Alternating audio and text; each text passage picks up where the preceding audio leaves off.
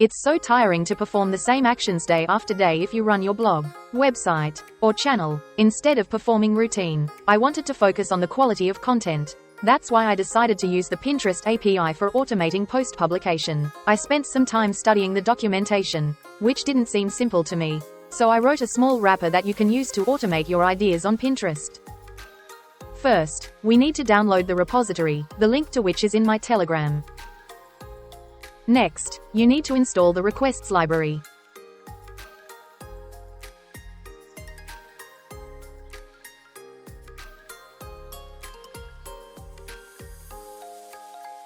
The next step is to authorize your account and get an API token for further publication. After copying the authorization code, we need to insert our application data. For security reasons, I will upload these data from a configuration file.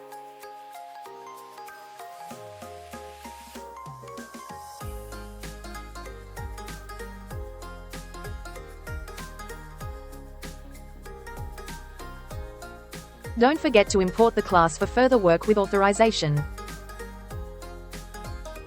Great, now let's run the code. We need to insert the obtained link into the browser where our account is already authorized, which we would like to automate.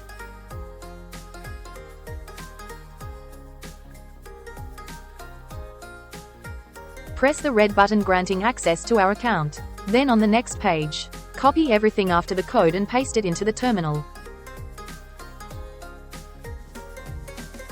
Congratulations! Your API token is obtained. This token will work for a month, after which you will need to reauthorize your application.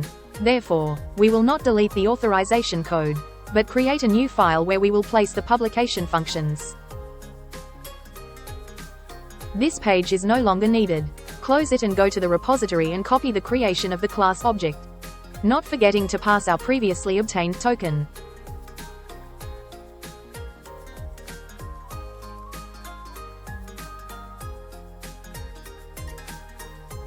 Copy the code for creating a pin, and display the returned function result on the screen.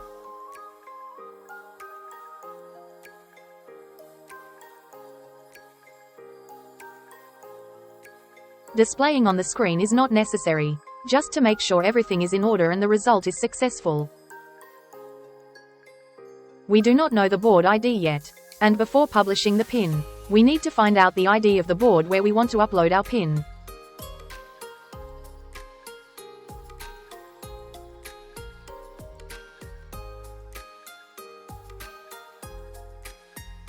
Also, to see the result, we need to display it on the screen.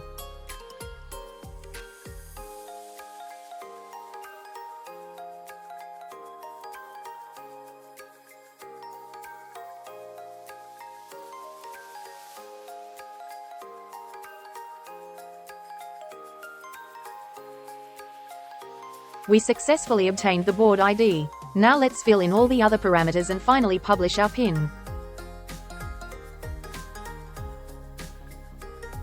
Here is a picture I found on Stock Photo. Let's publish it using a link to the photo.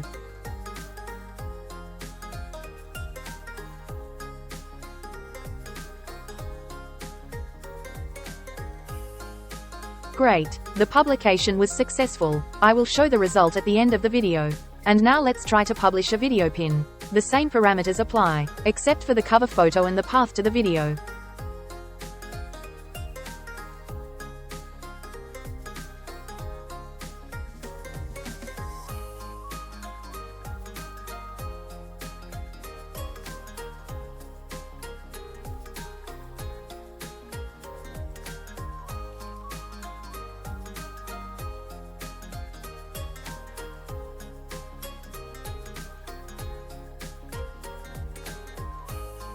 Here are the parameters I prepared.